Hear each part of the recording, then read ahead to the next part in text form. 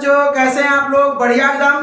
तो मैं एसपी यादव आज लेकर आ गया हूँ क्लास 12 का फिजिक्स, और आज हम लोग करेंगे रे ऑप्टिक्स का लेक्चर नंबर 4, जिसमें हम लोग करने वाले हैं टाइप्स ऑफ मिरर, दर्पण के प्रकार। इससे पहले आप लोग लेक्चर 1, 2 और 3 नहीं देखे हैं तो डिस्क्रिप्शन में लिखा जाकर देख सकते हैं। तो चलिए स्टार्ट करते हैं। आज हम लोग पढ़ने वाले हैं टाइप्स ऑफ मिरर। ठीक है, ये वीडियो जो है हिंदी और अंग्रेजी दोनों माध्यम के बच्चों के लिए है। चलिए भाई साहब, क्या पढ़ने वाले हैं? टाइप्स ऑफ मिरर के प्रकार। क्या पढ़ने वाले हैं? दर्पण के प्रकार पढ़ने वाले हैं। ठीक है, सबसे पहले मिरर मतलब क्या होता है? दर्पण क्या होता है? फ्लाइट पर लगाया कि नहीं? फोन आ जाएगा था? नहीं। देखिए, मिरर जो होता है वो दो प्रकार है। कितने प्रकार का होता है? दो प्रकार के। कौन कौन? प्लेन मिरर को क्या बोलते हैं? समतल दर्पण। ठीक है, और कर्व मिरर क्या होता है? वक्र दर्पण। क्या बोलेंगे इसको? मतलब मिरर दो प्रकार के, प्लेन मिरर और कर्व मिरर। ठीक है, उसके बाद अब प्लेन मिरर को यहाँ पर छोड़ दीजिए। और कर्व मिरर जो होता है वो भी दो प्रकार का होता है। एक होता है स्फेरिकल, एक होता है पैराबोलिक। ठीक है, पैराबोलिक पढ़े थे क्लास 11 में? नहीं, वो जो पैराबोलिक इंटीग्रेशन में। तो स्फेरिकल मिरर क्या है? इसको क्या बोलेंगे? गोलीय दर्पण। ऐसे क्या बोलते हैं? पैराबोलिक ना, पैराबोलिक। परवलय का नाम बोलते हैं, परवलयाकार दर्पण। ऐसा परवल ऐसा रहता है। ठीक है, इस प्रकार। चलिए, अरे ये तो अति हो गया, ये इसी प्रकार। उसके बाद देखिए स्फेरिकल, यहाँ पर पैराबोलिक को छोड़ दीजिए। ठीक है, उसके बाद क्या है? Spherical mirror. ये भी दो प्रकार के, ये भी एक कॉनकेव मिरर जिसको हम लोग बोलते हैं अवतल दर्पण। एक है कॉन्वेक्स मिरर जिसको बोलते हैं हम लोग उत्तल दर्पण। तो समझ में आया? मिरर कितने प्रकार के होते हैं? दो। कौन कौन? प्लेन मिरर और कर्व मिरर। उसके बाद कर्व मिरर कितने प्रकार के? दो। कौन कौन? स्फेरिकल और पैराबोलिक। ठीक है, उसके बाद स्फेरिकल में कितने प्रकार के? दो। कौन कौन? कॉनकेव और कॉन्वेक्स। कोई दिक्कत इसमें? बढ़ा जाएगा, स्क्रीनशॉट ले सकते हैं आप लोग। चलिए आगे बढ़ा जाए। सबसे पहला क्या है? Plane mirror. प्लेन मतलब समतल दर्पण। क्या बोले? समतल दर्पण। चलिए भाई, तो समतल दर्पण क्या होता है भाई? जो एकदम प्लेट हो, ठीक है, सरफेस हो, सतह हो, एकदम प्लेन होना चाहिए। क्या होना चाहिए? दूसरा बात क्या होना चाहिए? वो पॉलिश होना चाहिए। क्या होना चाहिए? पॉलिश मतलब पॉलिश किया होना चाहिए। ठीक है, चिकना सतह होना चाहिए। जैसे बोलेंगे the image whose reflecting surface, जिसका जो रिफ्लेक्टिंग सरफेस मतलब परावर्तक सतह। एक क्या है आपका? ये दर्पण है, ऐसा बनाते हैं। ठीक है, बेटर रहेगा। ये क्या है? आपका मिरर है। ठीक है, उसका ये क्या है? Reflecting surface. ये जो है आपका इस साइड से, उसे क्या बोलेंगे? रिफ्लेक्टिंग सरफेस, परावर्तक सतह बोलेंगे। ठीक है, फ्लैट एंड पॉलिश। पॉलिश होना चाहिए, एकदम सीधा होना चाहिए, समतल होना चाहिए। ठीक है, क्या? Surface is called plane mirror. यानी बोला गया ऐसा दर्पण जिसके परावर्तक सतह, यही होता है परावर्तक सतह, यहाँ पर आएगा और यहाँ से क्या होगा? लौटेगा। क्या होगा? इस तरफ पॉलिश किया हुआ है ना, इस तरफ पॉलिश किया हुआ है ना, इधर रजित किया हुआ है। ठीक है, ताकि हम सिर्फ इधर ही देखेंगे। ऐसा दर्पण जिसके परावर्तक सतह क्या? कैसा हो? समतल। समतल दिख रहा है ना, ऊपर का वर्णन दिख रहा है ना, तथा पॉलिश किया हुआ होना चाहिए। क्या होना चाहिए? पॉलिश किया हुआ। ठीक है, सतह भी पॉलिश किया हुआ सतह भी क्या होता है? समतल हो, उसे क्या करेंगे? पॉलिश किया हुआ भी सतह भी क्या होना चाहिए? समतल होना चाहिए, तभी तो रिफ्लेक्ट करेगा ना। कोई दिक्कत इसमें? ये समझ में आया? ये और आप ले आइए यहाँ पे, आप चित्र ले आइए, और ये क्या हो गया? परावर्तित किरण हो गया। ठीक है, angle of incident, angle of reflection. ठीक है, इंसिडेंट रे इसको क्या बोलेंगे? Incident ray. इसको क्या बोलेंगे? Reflected ray. यहाँ जो क्या होगा? नॉर्मल। यहाँ जो एंगल बनेगा वो क्या होगा? Angle of incidence, angle of reflection. कोई दिक्कत इसमें? आगे बढ़ा जाए। ये समझ में आया? ये समझ में आया? चलिए बढ़ते हैं। अगला क्या? Image formation. और किसमें देखना हमको? प्लेन मिरर में। प्लेन मिरर में इमेज का फॉर्मेशन, यानी कि हम लोग क्या बोलेंगे? प्रतिबिंब का बनना। प्रतिबिंब का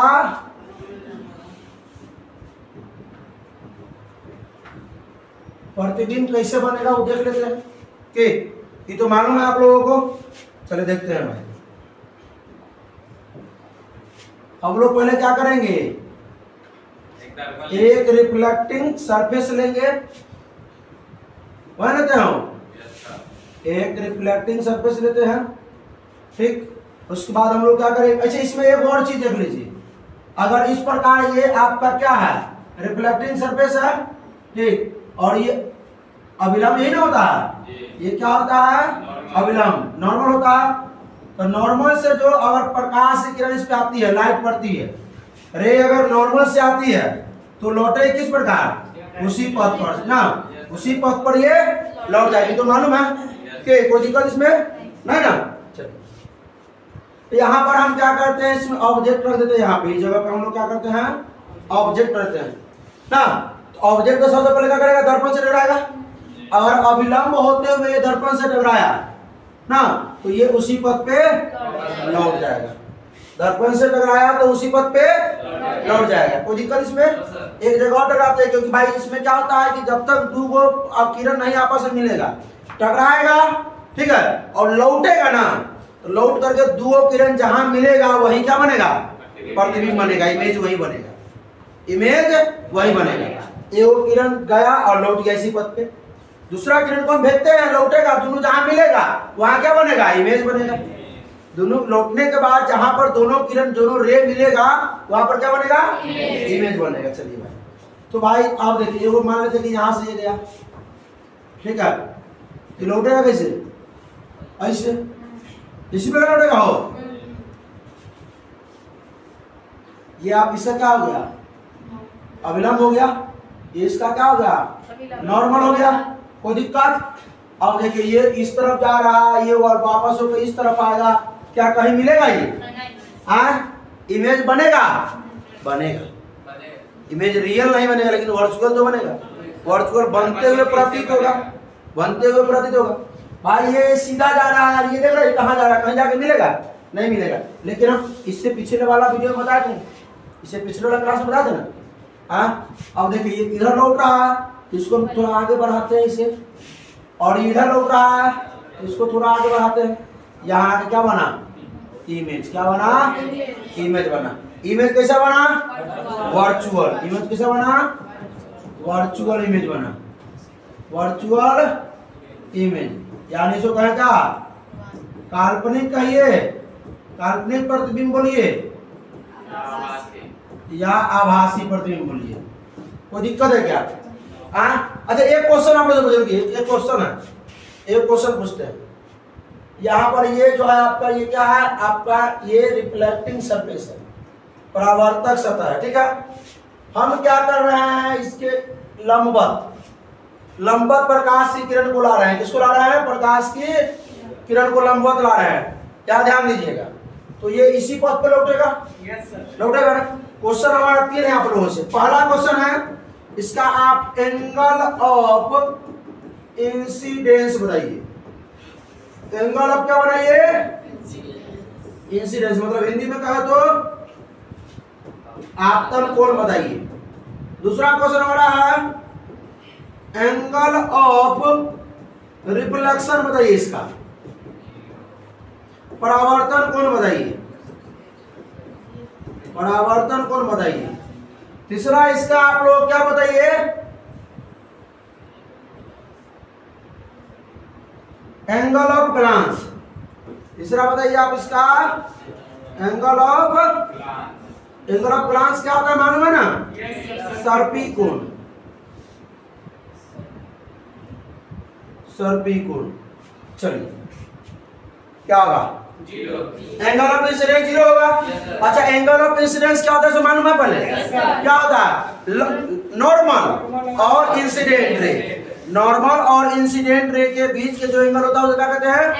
एंगल ऑफ इंसिडेंस। तो नॉर्मल तो भाई यही है, नॉर्मल तो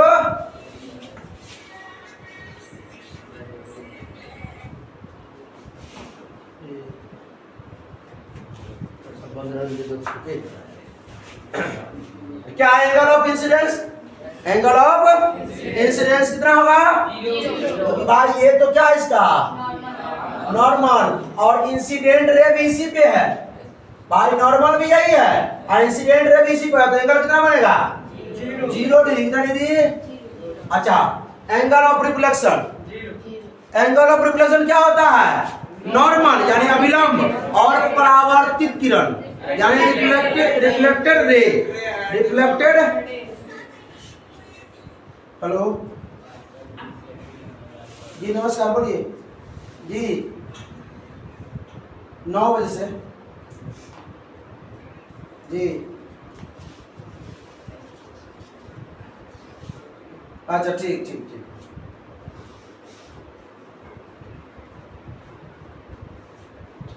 ठीक है 9 बजे भेज दीजिए। इसमें बात करना पड़ता है, चलो कोई दिक्कत नहीं। क्या देखिए तो ये क्या है भाई साहब? ये नॉर्मल है और रिफ्लेक्टेड रेज। रिफ्लेक्टेड रेज इसी पे ना है। तो भाई नॉर्मल और रिफ्लेक्टेड रे के बीच के कोण को क्या बोलते हैं? Angle of reflection. तो दोनों तो उसी पे है ना, कितना बनेगा? 0 डिग्री। अब कहिएगा सर तो ये तो और बताए थे इसमें 180 डिग्री बन सकता है, ना बन सकता है? एगो अब मान लीजिए अविलंब है, सुनिए ये क्या अविलंब? तो अविलंब तो ऐसा नहीं इधर आ रहा है, अविलंब तो उसी ने मानते हैं भाई। तो अविलंब सीधा है, उसी पथ पे लौट रहा है, एंगल कितना डिग्री? 0 डिग्री। ठीक है चलिए। और angle of glance. Angle of glance क्या होता है? रिफ्लेक्टिंग सरफेस और क्या अविलंब, सॉरी रिफ्लेक्टिंग सरफेस और एंगल ऑफ क्या बोलते हैं? Incident ray. इंसिडेंट रे यानी आपतित किरण। परावर्तक सतह और आपतित किरण के बीच के कोण को, या परावर्तक सतह और क्या परावर्तित किरण के बीच को कोण को क्या बोलते हैं? एंगल ऑफ ग्लांस, सर्पिकोण बोलते हैं। पढ़ाया था ना हो? Yes sir.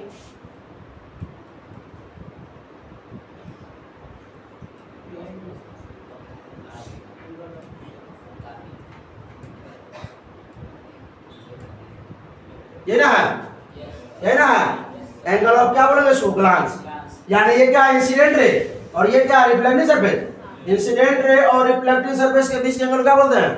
Angle of glance. या ये रिफ्लेक्टिंग सरफेस, ये रिफ्लेक्ट क्या है? Reflected ray. रिफ्लेक्टेड रे इसके बीच के एंगल क्या बोलते हैं? Angle of glance. ठीक है कोई दिक्कत इसमें? चलिए तो ये कितना डिग्री हो गया? 90 डिग्री। ये है रिफ्लेक्टिंग सरफेस, ये क्या है आपका? ये क्या है? इंसिडेंट रे या रिफ्लेक्ट, बात तो हुई ना। ये बना आपका 90 डिग्री। चलेगा क्या? समझ में आया? कोई दिक्कत ना? इमेज कैसे बनेगा? हाँ सुनिए एक चीज और मिला। ये जो आपका क्या है? दर्पण है, ये क्या है? मिरर है। तो इससे जितना दूरी किसका? ऑब्जेक्ट का। जितना दूरी किसका है? ऑब्जेक्ट का, उतना ही ये पीछे बनेगा इमेज। ठीक है, यानी एक चीज पता चला आपको क्या? Distance of object is equal to क्या होगा? Distance of image. Distance of image, इसको थोड़ा अंडरलाइन करके रख लीजिएगा इसको, ये जरूरी है। ठीक है, ये प्लेन मिरर में आपको पूछेगा डिस्टेंस ऑफ ऑब्जेक्ट बराबर होता है डिस्टेंस ऑफ इमेज के। कोई दिक्कत है क्या? ये समझ में आया? समझ में आए? बार बार समझा रहे हैं। देखिए मुझे हिंदी में क्या बोले? हिंदी में क्या बोले? वस्तु की दूरी बराबर होता है किसके? प्रतिबिंब के दूरी। कोई दिक्कत ऑब्जेक्टिव में आ सकता? समझ में आ गया? बढ़ा जाके ऑब्जेक्ट चलेगा क्या? हाँ एंगल ऑफ अच्छा घसा गया ये तब चलेगा।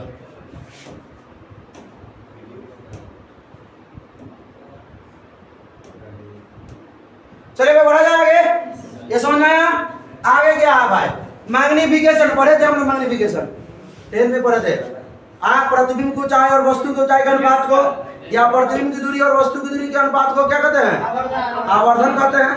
क्या बोलते हैं? आवर्धन पढ़े थे हम लोग, आवर्धन पढ़े थे। तो सबसे पहले हम लोग क्या करेंगे, यहाँ पर चेक करेंगे कि ना ये तो पढ़े हुए ना भाई कि रेशियो ऑफ क्या, distance of image to distance of object, प्रतिबिंब की दूरी और वस्तु की दूरी के अनुपात को क्या कहते हैं हम लोग? आवर्धन कहते हैं। एक और चीज, प्रतिबिंब की ऊंचाई h डैश, वस्तु की ऊंचाई h, उसको क्या बोलेंगे? आवर्धन कहते हैं। यही ना होता? इसका दुद्दू का फॉर्मूला है, इसको m से सूचित करते थे, इससे m से, ये हम लोग आगे पढ़ेंगे इसका डिफरेंशियल के साथ। m बराबर क्या लिखेंगे? डिस्टेंस ऑफ ऑब्जेक्ट बटा में क्या लिखेंगे? Distance of image. एक ये होता था ना, ऐसा माइनस होता था। एक और होता था क्या? Height, height of image upon में क्या लिखते थे? Height of object. ठीक है, यानी इसको बोलते हम लोग h डैश बटा h, m बराबर, ठीक है, h डैश बटा h। ठीक है, यहाँ पर m बराबर क्या लिखते थे? m बराबर माइनस b बटा u। चलिए तो देख लेते हैं इसको भी, इसको देखते हैं कितना आता है। बंद कीजिए। चलिए अब आवर्धन चेक करते हैं कि भाई प्लेन मिरर का आवर्धन कितना होता। मालूम है?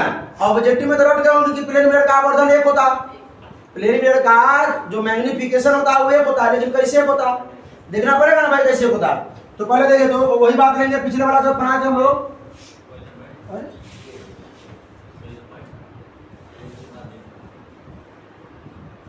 अभी पीछे बनाया ना,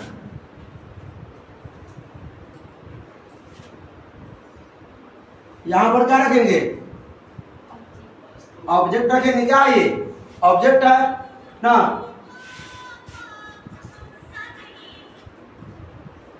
निकेत से बात करके बोल दीजिए क्या पूछ रहा निकेत।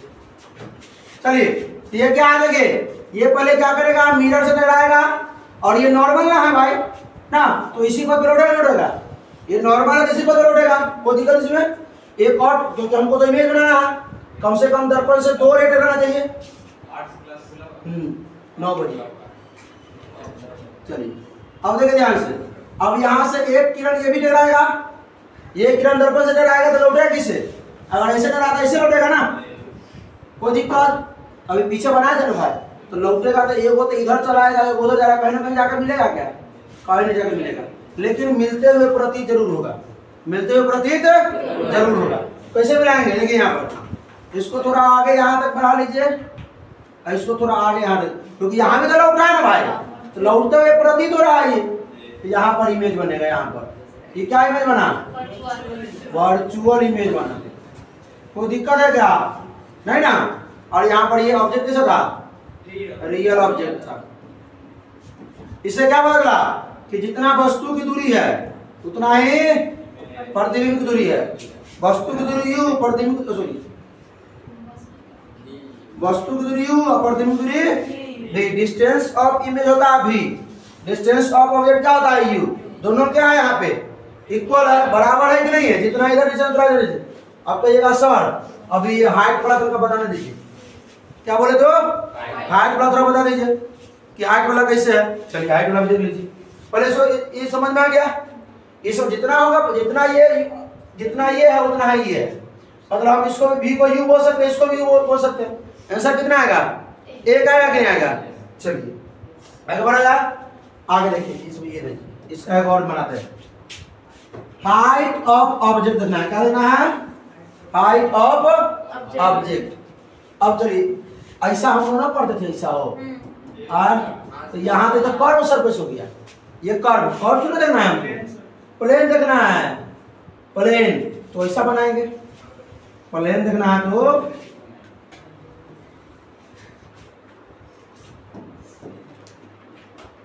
ठीक है। चलिए इसको क्या करते हैं हम लोग? पहले क्या करना है? हाइट ऑफ ऑब्जेक्ट देखना है और हाइट ऑफ इमेज देखना है। तो क्या करना पड़ेगा? पहले ऑब्जेक्ट को हाइट, वहां तो ऑब्जेक्ट का हाइट ना था भाई, यहाँ ऑब्जेक्ट को हमको हाइट रखना पड़ेगा। ये मान लीजिए यहाँ पर ऑब्जेक्ट है, क्या ये ऑब्जेक्ट हमने यहाँ रखा, तो सबसे पहले क्या करेगा? ये सबसे पहले क्या दर्पण से टकराएगा भाई, दर्पण से इसको हम क्या करते हैं? टकरा देते हैं। अब भाई ये किस प्रकार? ये तो नॉर्मल है, अभिलंब है ना भाई, ये नॉर्मल है। अगर ये क्या है? ये नॉर्मल है, तो नॉर्मल से टकराता है तो ये उसी पद पे लौटता है, नॉर्मल से टकराता है तो उसी पद पे। आप कर्व याद आ रहा होगा 10वां वाली छोटी गति पढ़ा रहे हो, 10वां में ऐसे पढ़ा, 10वां में ऐसे कि भाई ये क्या होता था? मुख्य अक्ष। क्या होता था? ये मुख्य अक्ष होता था। तो मुख्य अक्ष के समांतर और दर्पण से टकराया किरण, तो मुख्य फोकस होकर के लौटता था। तो ये कर्व में, ये किसमें? कर्व में। यहाँ प्लेन मिरर है। कौन सा मिरर भाई? याद रखिएगा ये प्लेन मिरर है, ये प्लेन मिरर है। यहाँ पे कर्व मिरर में होता था कि ये आपका क्या होता था? प्रिंसिपल एक्सिस होता था। यहाँ मुख्य अक्ष ये होता था, मुख्य अक्ष से समांतर अगर दर्पण से टकराया किरण तो मुख्य फोकस होकर लौटता था। मुख्य फोकस से होकर जाता दर्पण से टकराया तो कैसे लौटेगा? मुख्य अक्ष के समांतर। अगर वक्रता केंद्र यहाँ होता था C, वक्रता केंद्र से होकर टकराया तो उसी पथ पे ये लौटेगा, ठीक है। लेकिन यहाँ तो प्लेन मिरर है ना, यहाँ क्या पढ़ना हम लोगों को? प्लेन मिरर पढ़ना है, ये भी पढ़ेंगे आगे। अब देखिए ये क्या है? ऑब्जेक्ट का हाइट है, ये हाइट ऑफ ऑब्जेक्ट हो गया। अब इमेज बनाना पड़ेगा ना भाई, तो यहाँ तो ऑब्जेक्ट यहाँ रखा हुआ है, ऑब्जेक्ट यहाँ रखा हुआ है ना, हो क्या करेंगे इसको? एक और क्या करेंगे? यहाँ पे उसी प्रकार हम क्या करेंगे? एक और तो बनाएंगे, तो ये कैसा? इस प्रकार लौट जाएगा, लौटेगा ना भाई, इस प्रकार। ये आपतित किरण ये परावर्तित, यहाँ भी क्या है? अभिलंब है, नॉर्मल है, ठीक। तो भाई ये जिस प्रकार लौटा तो यहाँ लौटते हुए प्रतीत हो सकता है क्या? लौटते हुए प्रतीत हो सकता है। यहाँ भी उधर जा रहा तो लौटते हुए प्रतीत हो सकता है क्या? यहाँ इमेज बना, इमेज बना कि नहीं बना? इमेज बना कि नहीं बना? कौन सा इमेज बना? ये वर्चुअल इमेज बना, रियल इमेज बना के दिखा चुके हैं, ठीक है, पिछले क्लास में। यहाँ ऑब्जेक्ट कैसा है? Real object. ऑब्जेक्ट जो है वो यहाँ आभासी प्रतिबिंब बना, वास्तविक वस्तु रखे थे। अब कहिएगा सर ये मान लेते इसको ए है और ये बी है, तो हाइट ऑफ ऑब्जेक्ट तो ए भी है, HEIGHT। हाइट ऑफ जो ऑब्जेक्ट है वो क्या है? ए भी है। कोई दिक्कत किसी को? जितना ये है क्या? अब ये हाइट ऑफ इमेज, यहाँ इसको ले यहाँ ना बना इमेज हो तो इसको मान लेते हैं ए डैश और तो जो हाइट ऑफ इमेज जो हुआ,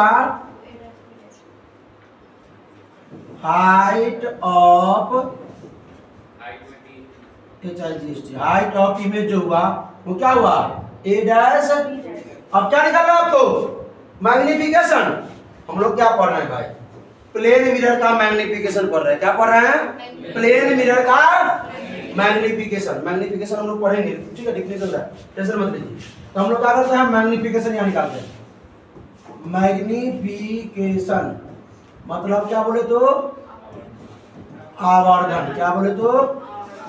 आवर्धन, ठीक है। क्या होता है? हाइट ऑफ इमेज बटा में हाइट ऑफ ऑब्जेक्ट। हम लोग बोलते थे ना H डैश बटा में H, लेकिन यहाँ पर तो दोनों समान है भाई। जितना हाइट ऑफ ऑब्जेक्ट है, जितना हाइट ऑफ ऑब्जेक्ट है ना, हाइट ऑफ इमेज है, जितना हाइट ऑफ ऑब्जेक्ट है, जितना हाइट ऑफ ऑब्जेक्ट है उतना क्या है? तो दोनों को हम H लिख सकते हैं। मतलब कितना आंसर आया? पूछा जाएगा ऑब्जेक्टिव में कि प्लेन मिरर का जो मैग्निफिकेशन होता है वो कितना होता है? 1। कोई दिक्कत इसमें? बता दीजिएगा। आगे बढ़ा जाए आगे, स्क्रीनशॉट ले लीजिए भाई लोग। चलिए उसके बाद क्या? Lateral inversion. एम्बुलेंस होकर भी देखे हैं क्या? अच्छा एम्बुलेंस छोड़िए, एम्बुलेंस पर जो एम्बुलेंस दिखा रहता है उसका स्पेलिंग ठीक है, वो उल्टा टायर आता है ताकि सामने वाला जो बाइक में देखे या गाड़ी में देखे उसको क्या दिखे, सीधा दिखे। हम लोग जब आईना के सामने खड़ा होते हैं इस तरफ तो पॉकेट है न बाया में, इमेज वाला पॉकेट दहिना में, क्योंकि उसमें जो हम ऐसे खड़ा होंगे तो उसमें हमारा पिक्चर ऐसे बन जाएगा कि यहाँ तो बाया में ना है भाई, यहाँ किधर है पॉकेट जो है, जब हम इसमें ऐसे दहिना हाथ उठाएंगे ना तो उसमें कौन सा उठेगा, बाया। अगर बाया उठाएंगे तो उसमें क्या दहिना उठेगा, कैसे, अब उठेगा तो बाया है उठेगा, लेकिन हम अगर हम ऐसे खड़ा ऐसे उठा दिए उसमें पिक्चर कैसे बना, ऐसे हमारा सामने बना, तो उसमें लगेगा कि आई उठाए होंगे क्या, उसमें लगेगा कि दहिना हाथ उठाए होंगे, ऐसा लगता है। आप लोग देखिएगा करके, ठीक है, आप लोग देखिएगा कि जेबी जो है ना बाया तरफ है, उसमें लगेगा कि दहिना तरफ जेबी, उसमें लगेगा दहिना तरफ जेबी, याद रखिएगा। चलिए भाई, तो ये क्या लेटरल इन्वर्स है, सुनो सुनो, ऐसा हम लोग क्लास के अंदर पढ़े थे क्या, ये क्या प्लेन मिरर है, ये क्या है ना समझ में आप पिक्चर दिखा रहे हैं आप लोग, ये घबराइए नहीं। यहाँ हम मान लेते हैं कि यहाँ P है, ऐसा इसमें ऐसा P बनेगा, यहाँ B है इसमें ऐसा B बनेगा, बनेगा, इसमें D है इसमें ऐसा D बनेगा, बनेगा ना ऐसा, मतलब जस्ट अपोजिट हो जाता है। ठीक, तो लिखे हैं कि दर्पण द्वारा बनने वाले प्रतिबिंब में वस्तु का दायां भाग जो है ना प्रतिबिंब के बाएं भाग में दिखाई देता है। वस्तु में हम दायां भाग है तो प्रतिबिंब में बाएं भाग में दिखाई देगा, ये बाएं वाला उठा ले, ठीक है ये चीज। और वस्तु का जो बायां भाग होगा, वस्तु का बायां भाग प्रतिबिंब के दाएं भाग में दिखाई देता है, ठीक है ये चीज है। आप आज नहीं हो तो ट्राई करके देख सकते, सीधा बैठो, चलिए पिक्चर दिखाई दे रहा है, देखिए थोड़ा ध्यान दीजिए इसमें कौन हाथ रहा है, दहिना, और उससे इधर में घूमे ध्यान से देखें तो उसमें कौन हाथ उठा प्रतीत हो रहा है, उसमें बायां हाथ उठा हुआ प्रतीत दिखाई दे रहा है, बाई हम खड़ा है ऐसे तो हमारा तो दहिना हुआ, और जब ऐसे खड़ा होंगे तो इन्ना उठेगा तो लग रहा है कि बायां उठे, लेकिन इसी का प्रतिबिंब बनना है, कोई दिक्कत इसमें। ये क्या लेटरल इन्वर्स, ठीक है, पार्श्विक व्युत्क्रम। देखिए एम्बुलेंस का, याद रखिए एम्बुलेंस का ये हाल इस प्रकार ऐसे लिखा था ना, ताकि कोई गाड़ी वाला, गाड़ी है, ये गाड़ी पिकअप कुछ भैया, इसके देखिए आना में मिरर में, या मोटरसाइकिल लेकर जाएगा तो मोटरसाइकिल में लगेगा कि एम्बुलेंस लिखा हुआ सही दिखेगा, बाकी सब गाड़ी पर से सीधा लेकर आता है। कहाँ गलती मतलब बाहर से लगा उल्टा है, लेकिन जो साइड मिरर जो गाड़ी उड़ी वाला देखेगा, गाड़ी के ऊपर लग जाना चाहिए, हाँ एम्बुलेंस है, एम्बुलेंस बहुत जरूरी चीज होता है, एम्बुलेंस को जल्दी ही साइड देना पड़ता है, बाकी कोई गाड़ी यार दिखवे नहीं करे कथी लिखा हुआ है सो के, लेकिन एम्बुलेंस दिख जाए कि भाई एम्बुलेंस लिखा हुआ है, मिरर में दिख जाए तो जल्दी साइड दे देगा उसको, कोई दिक्कत इसमें। लेटरली समझ में आ गया, बढ़े आगे बढ़ा जाए। आप कुछ क्वेश्चन प्रैक्टिस कर लेते हैं, पढ़िए यार,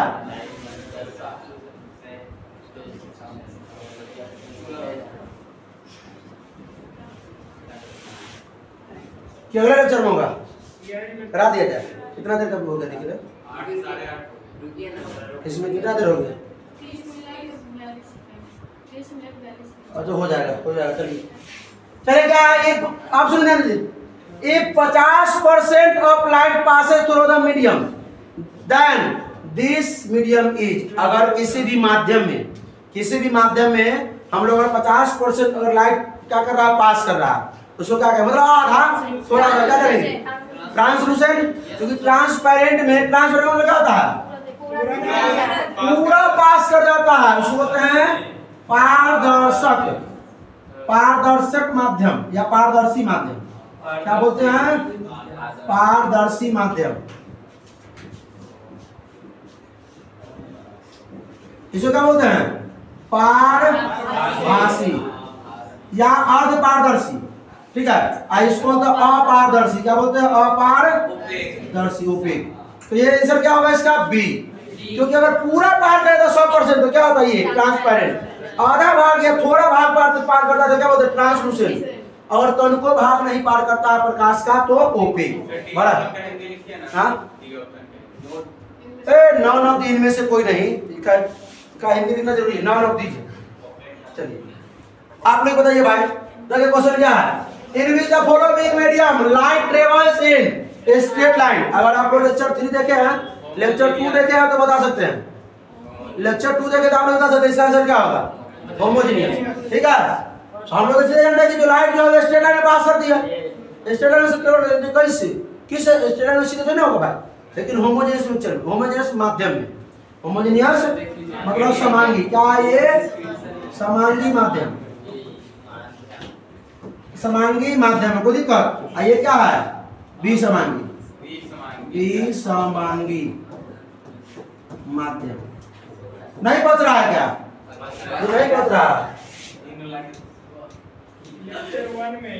लेक्चर 1 में। चलिए देखिए पेज नंबर 5 पे, light travels in straight line, कहां पे, इन होमोजेनियस मिक्सचर, होमोजेनियस मीडियम। ये सॉल्यूशन में चला था ना, कोई दिक्कत। लेक्चर 1 है, लिंक डिस्क्रिप्शन में जाकर देख सकते हैं आप। चलो भाई साहब, क्या यही क्वेश्चन था, तो क्या इसका आंसर हो जाएगा, हो ए। बढ़ा गया आगे।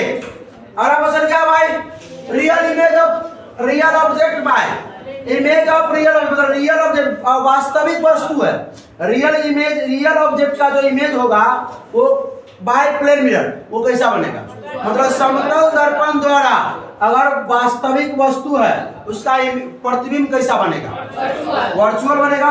क्या बनेगा, हिंदी में क्या बोलेगा इसको, आभासी बोलिए या काल्पनिक बोलिए, ऐसा क्या बोले, वास्तविक। चले क्या, अरे भाई कल वाले लेक्चर में चला था। अच्छा आज वाला में है क्या, ऑब्जेक्ट कैसा है, रियल है, बाय इमेज क्या है ना, वर्चुअल। और ऑब्जेक्ट कैसा है यहाँ पे, ऑब्जेक्ट क्या वर्चुअल, इमेज बन रहा है रियल। याद रखिएगा, अगर रियल ऑब्जेक्ट है तो वर्चुअल इमेज बनेगा, अगर वर्चुअल ऑब्जेक्ट है तो रियल इमेज बनेगा। यस सर, याद है। ठीक है, आगे देखिए,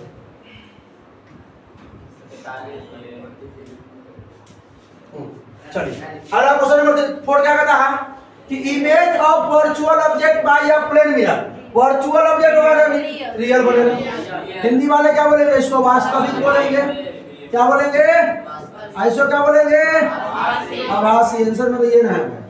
बहुत चलिए आगे बढ़ा जाए। चलिए आप लोग भी जवाब दीजिए भाई लोग।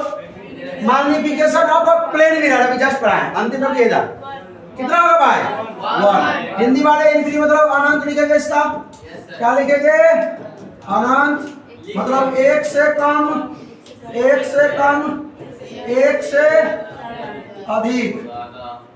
चलेगा क्या, कोई दिक्कत इसमें, आंसर क्या है, एक। आप लोग बताइएगा भाई। चलिए अगला देखिए, अगला क्या कहता है, for a plane mirror distance of image and distance of object, मतलब प्लेन मिरर है तो डिस्टेंस ऑफ ऑब्जेक्ट जो होगा वो किस डिस्टेंस ऑफ मिरर के क्या होगा, सेम होगा। कोई दिक्कत का है, उसको टिक रहा है, वो हमारा मोबाइल नहीं खुलेगा किसी। चलो, for a plane mirror distance of image ना एंड डिस्टेंस ऑफ ऑब्जेक्ट क्या होगा, बराबर होगा कि क्या होगा, सेम होगा, यानी कि बराबर, बराबर। लेसर मतलब कम नहीं, ये अधिक नहीं। क्या होगा, distance of object is equal to distance of image, और हाइट ऑफ ऑब्जेक्ट भी हाइट ऑफ इमेज के बराबर होगा। बढ़ा जाएंगे, अगला क्वेश्चन क्या है, if angle of incidence of a light ray and a plane on a plane mirror is 30 degree, then angle of deflection. भाई साहब ये क्या है आपका, रिफ्लेक्टिंग सरफेस है, ये क्या है आपका 30 डिग्री ना, ये एंगल, ये क्या है, इंसिडेंट रे, और ये क्या होता है, नॉर्मल।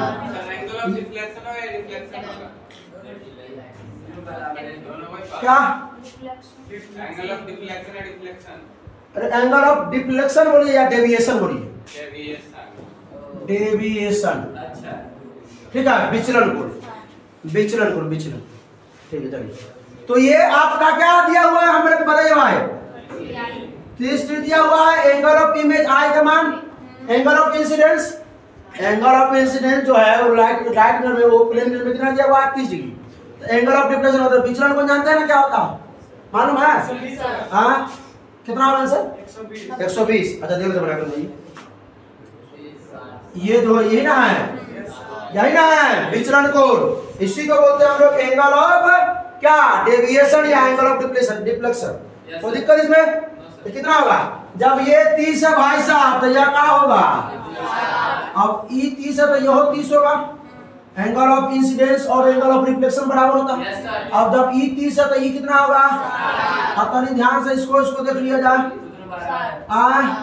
देख लिया जाए इसको, ई कितना होगा, ई 60 तो यह 60 होगा, ई 60 है तो यह 60 होगा, तो ई कितना हो जाएगा टोटल 60 60 120, कितना होगा आंसर 120। कोई दिक्कत इसमें? बताओ मैं इस चीज को, बताओ मैं इस चीज को। पिछले वाला है क्वेश्चन भी कराया हमने, क्वेश्चन देखिए यहाँ पे क्वेश्चन भी कराया हमने। ये एंगल ऑफ क्या है, ये इंसिडेंट है और ये एंगल ऑफ ग्लांस है। एंगल ऑफ डिफ्लेक्शन कहाँ है, ये एंगल ऑफ, इससे पिछले वाले लेक्चर में ही था, ठीक है। एंगल ऑफ डेविएशन पढ़ाया हमने। अलग है भाई, अलग क्या, अलग क्या, अलग क्या, अलग क्या। If angle of incidence of light on ray on a plane कितना दिया है 60 degree, angle of incidence 60 degree दिया। तो ग्राजिंग, देखिए ग्राजिंग बोलिए या ग्लांस, ग्राजिंग बोलिए या एंगल ऑफ ग्लांस या एंगल ऑफ ग्राजिंग, बताओ भाई। सर्पिकोण, सर्पिकोण या पृष्ठकोण बोलते हैं, सर्पिकोण बोले या पृष्ठकोण बोले, ठीक है। तो कितना दिया होगा भाई, भाई को बनाइए ना भाई, चलिए से आप लोग दिमाग कितना होगा,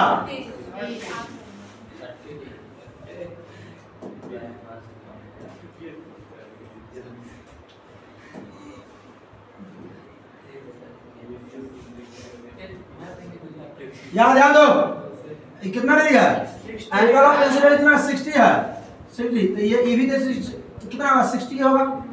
क्या पूछा आपसे, angle of glance, angle of glance क्या होता है, reflecting surface and incident ray ना, या रिफ्लेक्टर रे के बीच में जो एंगल होता है इसी को बोलते हैं एंगल ऑफ ग्लांस। एंगल कितना डिग्री होगा 30, आप लोगों को पता है 30 होगा, और होगा तो इसका तरीका बता, एक बात उसको रखो ना,